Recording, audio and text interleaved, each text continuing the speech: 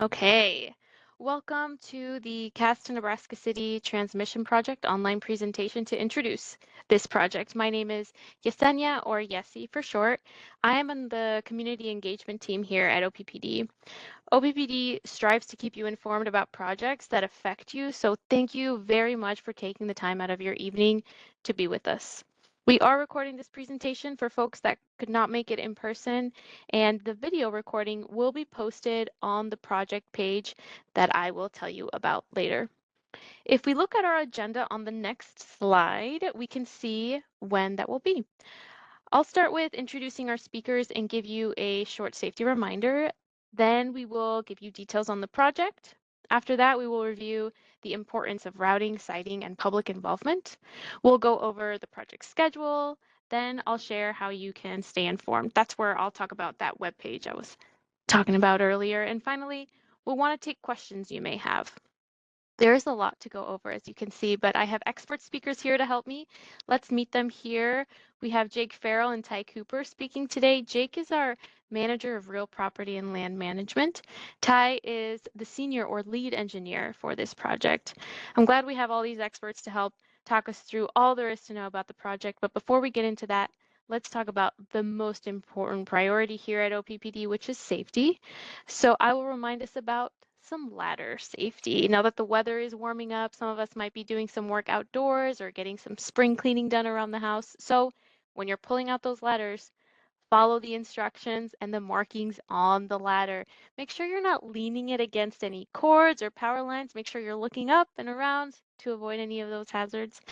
And finally, maintain those 3 points of contact on the ladder at all times. So 2 hands and 1 foot, or 2 feet and 1 hand. And that wraps up our quick reminder on ladder safety. Now, before we dive into the rest of today's material, let's take a moment to talk about how you can ask questions during this section. So I'll walk us through this Q&A tool now. At the bottom of your screens, within this WebEx screen you're all looking at right now, there should be a question mark with the Q&A next to it maybe. You might have to click the 3 dots first there at the bottom so that it pops up. That is the tool you can use to ask any clarifying questions you might have during the presentation. Use that tool to submit questions you might have about the project in this study area phase, very high level still. We will not be addressing property specific related questions. Please only submit general questions that could apply to others. And our experts, panelists, and subject matter experts, they'll be working behind the scenes to make sure we answer questions. But if we run out of time or we don't answer your question within the webinar, we will get back to you afterwards. For privacy reasons, if you do have questions or concerns about your specific property in this study area, there is an interactive map on the project page on OPPD Community Connect right now where you can put a virtual pin on a map and type in your concerns for your specific property. The hotline number or the questions box on OPPD Community Connect, those are also good ways to submit those specific property related questions. We want to use those tools so we can have a one-on-one conversation with you and respect your privacy. As always, we will try to get back to you within 3 days if you use those tools. I know there were some issues navigating that webpage or getting to the webpage using the URL. We've addressed those issues and corrected them, so you should be able to type in the URL without the www dot in front of it. But if you have issues, feel free to call us and either the hotline or our regular customer service line, and we can get you the answers you need. So now that you know how to ask questions, why don't we learn about the project? Ty, you want to take it away? Tell us about the project? Yeah, thanks, Yessie. I'm Ty Cooper, like she said. I am the lead engineer for the Cass Nebraska City project. And first, I'm going to talk about Energy 101, where this project fits into what OPPD does. So that's number 2 on this graphic here is really what this project is. It's a transmission line that's high voltage between 2 power plants. So we have a substation on either end. Those are power plants generating electricity for all our customer owners. Then those substations feed the distribution lines that go out. There's a transformer out on those lines that feeds your home or your business. So this is really number 2. It's not directly feeding your home, but it is part of the bigger grid that is keeping a reliable service for you. Next slide, please. So this project, really the purpose and benefits, the main thing here is reliability and a north-south transfer. We have a map here in just a couple slides that will show a little more detail on that. So transferring north-south is a pretty big thing from Nebraska City being a very robust power plant and our Cass County station, which is growing. There's been a lot of resiliency initiatives at OPPD trying to build that from storms or equipment failures. We're also enhancing reliability by efficiently planning these transmission lines with SPP, our regional operator, and staying ahead of the customer growth. So we're seeing growth across all customer classes, and we're really trying to get ahead of that here. Next slide, please. So this map on the right side shows what we're doing here. So the purple outline shows the study area for this transmission line, with the orange lines being existing transmission lines. So we're connecting Cass County Station on the north portion of that box to Nebraska City Station more towards the south end. And this project was mandated by SPP. It's about 40 miles in length and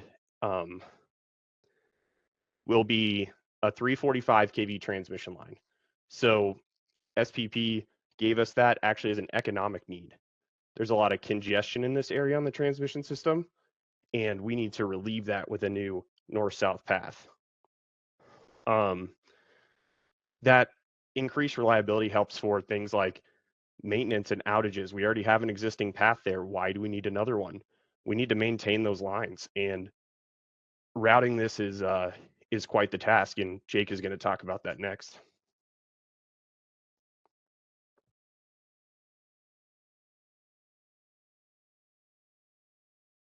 Thank you, Ty. I hope everyone can hear me. I'm Jake Farrell. Excuse me. I'm the manager of real property and land management for OPPD. I've been routing transmission lines for OPPD for 18 years. Really excited to be in this area. Last transmission project we routed in Nebraska City was Midwest Transmission Project that was more than 10 years ago. So looking forward to being back down in this area. As you can see here, I want to kind of walk everyone through what we're going to be doing over the next several months, right? So 7 months, we're looking to announce that final route in October of this year. But as the map just showed you, we've developed a study area, and that study area is really derived from a lot of different things. A lot of it's just experience and expertise that we have in these types of things, driven by length of line. We need to, for liability purposes, we need to stay a certain distance away from existing lines. Direct routes are usually best, but understanding the community and what makes it tick is really what we're doing here. So as we start with this study area and we sit down with local leaders, we have meetings like this where we engage the public to understand at the study area, a very macro level, tell us about this community. We take that feedback and then we go and put some lines on a paper. We like to call it a route network, but it's really like throwing spaghetti at a wall, and it's just all intertwined type stuff. And we utilize state statutes that require us to follow section lines, half section lines in existing corridors, as well as some of these other things that criteria that helps us drive to segments that really mean something. And again, we come back, we talk to local leaders, we talk to the community again. It's a little more focused conversation. We come down a little bit more and talk about private property and what that might, how this might impact individual properties as well as areas of these communities. Then we take that feedback that we get at those meetings, and then we develop a reduced route network. This is 2, 3, 4 routes maybe that we, based off of what we've heard, what we know, the experience that we have, these are routes that we would build, right? And we take feedback again from local leaders as well as the community. Then we sit down and we work through what we've heard, what we know, to find the best solution with the least impact to the community as a whole. After that, we will announce a final route and then move into different segments. So with that, that criteria I talked. I don't know if we can go to the next slide.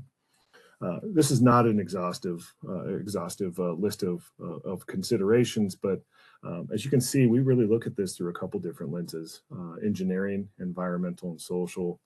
We're an engineering company. We're really good at understanding how the engineering impacts road corridors, plats, structures, those types of things. The National Electrical Safety Code, those types of things. We're really good in that space. We have our own environmental teams. We've hired consultants to help us understand how not to impact conservation areas and threatened and endangered species. Where we're really kind of focusing our efforts here is in the social aspects. How are we going to impact farming? This is a lot of this area is farming community. What's the future development look like? Platted areas, businesses, recreation type stuff. We really want to know what's there now, what's within a reasonable timeline, what's coming. How do we help bolster future development while understanding that there's a need here for power? So with that, go to the next slide. And again, each phase of this will have a public involvement component here. We're going to provide multiple opportunities for feedback. Those might be virtual like we're doing today. It might be in person. We'll provide presentations, digital presentations. We have a website, OPPD Community Connect, that is our source of information. We want to drive everyone there for updates. And then we ask you to get involved, attend these meetings, attend your local leader meetings, and we'll provide as available updates as often as possible to make sure that you're in the know and opportunities to ask us questions. Next slide. Perfect. So what's next? Ty touched on this briefly. We got a notice construct on this, and there's kind of a timeline associated with this. This needs to be in service by end of December 2030. We look through construction details, acquisition of property rights, those types of things. What does that look like in the grand scheme of things? So for us to announce in October of this year gives us the runway to do the right-of-way activities, the acquisition of property rights, the construction, those types of things to get this in service. Today, April 2nd, obviously, as we're doing this presentation, we'll go back, we'll come back in May and sit down in local leaders meetings as well as presentations. We'll have in-person meetings in June with the Route Network following those local leader meetings in May. And then we'll take that feedback, come back in August. We will have local leader meetings at the beginning of August, and then open houses, in-person open houses at the end of August. And then again, we'll announce this final route to our board of directors at our October meeting. And again, these things have to stay fluid because we may learn some things that push these timelines, but this is the proposed timeline as it sits today. So what does that mean at a grander scale, right? So 2025, we got that notice to construct from SPP. We're going to spend this year doing routing, siting, and public involvement. After that, when we have a route, engineering will start design. Right of way, we'll go out and start talking to landowners, understanding properties that are proposed to have transmission lines through them, and feed back and forth through what that might look like to minimize impacts to property while we're designing these poles and transmission facilities. 2028, we'll acquire property rights. That's done through an easement. Easements are, we're not taking full ownership of the property, but we're buying a right to operate and maintain a transmission line through the property. And then 2029 is construction. Once construction is done, right of way will go out and perform property restorations and work with landowners to get their properties back to where they were before start. So, and that'll take us to December 2030. With that, I'm going to hand it back to Yessie for a few follow-up things, and we'll take questions. Thank you, Jake. Yeah, it looks like we have a long road ahead. So how can everyone stay informed and up to date on this project? That's what I'm going to tell these folks here next. So if you want to talk to us in person and meet with us in person, if this online stuff's not your cup of tea, we have 2 open houses in June, like Jake mentioned. At these open houses, we will take your feedback on the route network. If you do love this online stuff, or if you want to access the latest updates about the project at your convenience, visit our project page, www.oppd-cast-2-Nebraska-City. Another way to get information about the project is our hotline. You can always call to leave a message, and we will try to return your call within 3 business days. Finally, any OPPD representative can help get your questions or concerns to the right people. With that, on the next slide, I'll remind you how to ask questions that you may have. So I mentioned the Q&A tool earlier. Remember, that's at the bottom of your screens, and you might have to click those 3 dots to have that tool pop up. Another way you can ask questions is with the hand raise tool. At the bottom, there's a little hand. If you click it, we will see your hand, and then we will ask you to come off mute, or we will take you off mute and we will ask you to ask your question. So I'll leave this slide up for just one moment. And then once people get familiar with those, we will move to the next slide so you can see the map again if you'd like. Okay, it looks like we are getting a few questions in the chat. Yeah. I will turn it over to John. John, do we have any questions that would be good for the good of the group? Any good clarifying questions? Yes, see, this is Jake. There's one that's good for the group that I can take. Jake, it looks like John put it in there. Yeah, so OPPD determines easement compensation. Yeah. And John, I think you hit it pretty well. OPPD will hire a general certified appraiser in the state of Nebraska to determine the easement compensation. They will look at properties and determine the value of the easement taking, and that's what we come out with. We'll show you the appraisal. We'll talk to you and work through property unknowns. So.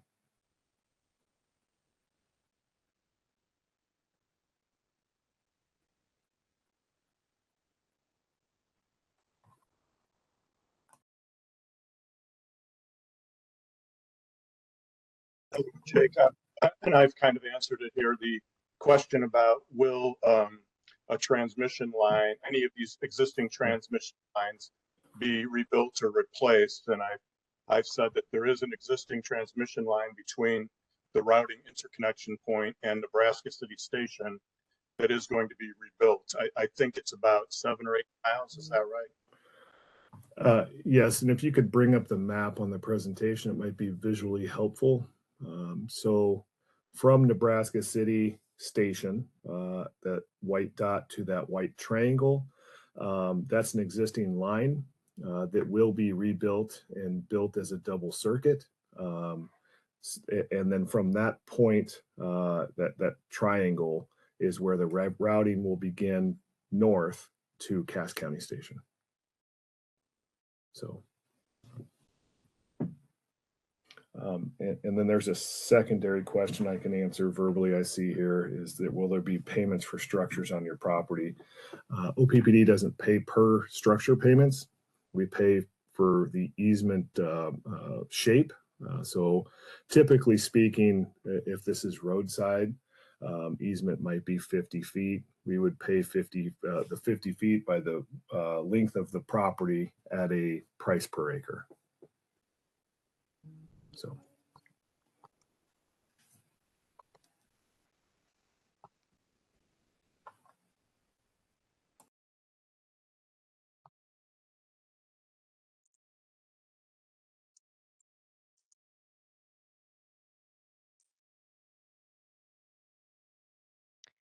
It looks like we have another question. in the chat, what is the voltage of existing transmission lines running in the north-south corridor? Ty, can you take that one? So OPPD actually has 3 different voltages and they're all present here. So that gets it gets kind of crazy, but we have 69 kV lines, 161 kV lines, and 345 kV lines. So kV is 1,000 volts. So this line will be a 345,000 volt line. And a couple of those in this area are that voltage, but we also have the other voltages. So I hope that kind of gives a little clarity for you on that one.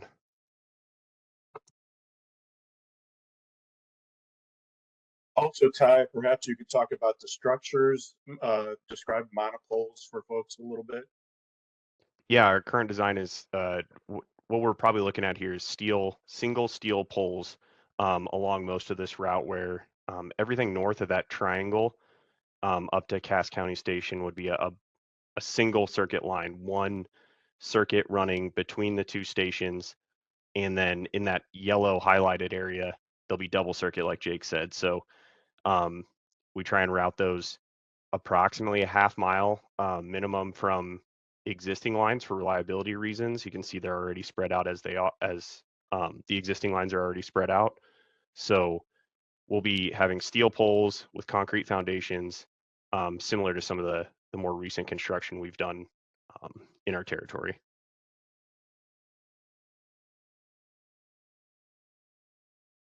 Thank you. Yes, that's all the questions I see right now, unless. Okay, I'm glad we could get these questions answered for you folks here on the call today. We'll give it a few more moments in case someone's finding the Q&A button or the raise your hand tool. We want to make sure we get as many questions answered here before we all hop off. I know we're early, we're ahead of schedule. We like to do that to make sure we answer questions and leave time for questions. So just give it one more moment in case we have any few Yes, do we want to, questions. some may not be on the app and call in. Do we want to Oh, yep. raise hands or something? Yes, so if you are calling in and you can't see the screen at all or have access to those tools, you can press *3. So if you're on your phone, your mobile device, press *3, and that will raise the hand in our platform, and we'll be able to see that you have a question and we can take you off mute. So we'll give it just a moment here. While people are finding those numbers, I'm just going to read off the website URL one more time for those on the phone. If you do have questions outside of this webinar, if you think of something as soon as you hang up, like that happens to me after every meeting, I think of my question, you can go to our project page, and at the bottom there are some tools you can use to submit your question, either call in or submit using our Q&A tool. So that website is www.oppd-cas-2-Nebraska-city. So lots of tools for you to use to engage with us, but also latest project information, that interactive map, future registration links for future events, information about the open houses, and general project updates are there as well. All right. Hey, Jesse, Oh, perhaps yes.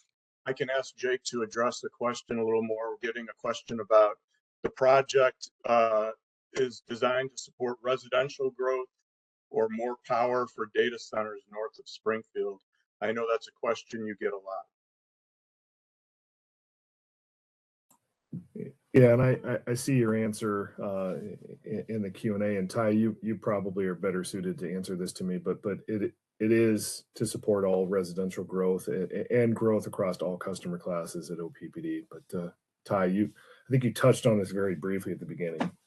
Yeah, and this one's actually, as I said, is mandated by SPP, who kind of is a regional operator and they identified this project along with our transmission planning group to help relieve congestion. So there's the growth in the area driving all this up, and that's across all customer classes.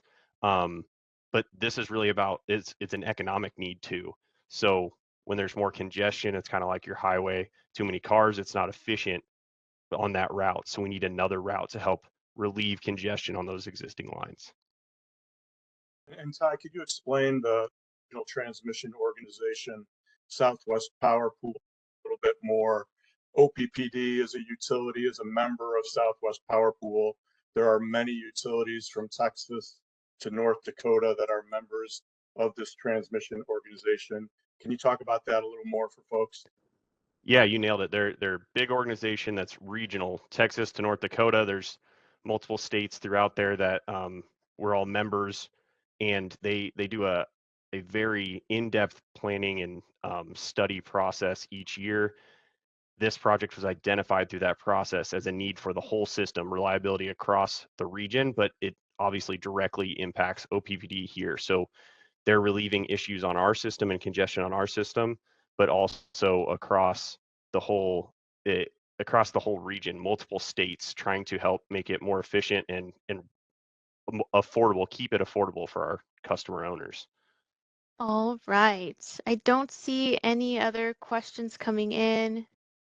Thank you to those that have submitted questions. Again, if you have or think of any other after this webinar, please visit our project page and submit them there or call our hotline, and we will get back to you. All right. Thank you. I appreciate it, everyone. Yes, thank you everyone very much again for taking the time out of your evening to learn more about the CAST Nebraska City Transmission Project. Have a safe and good night, everyone. Thank you.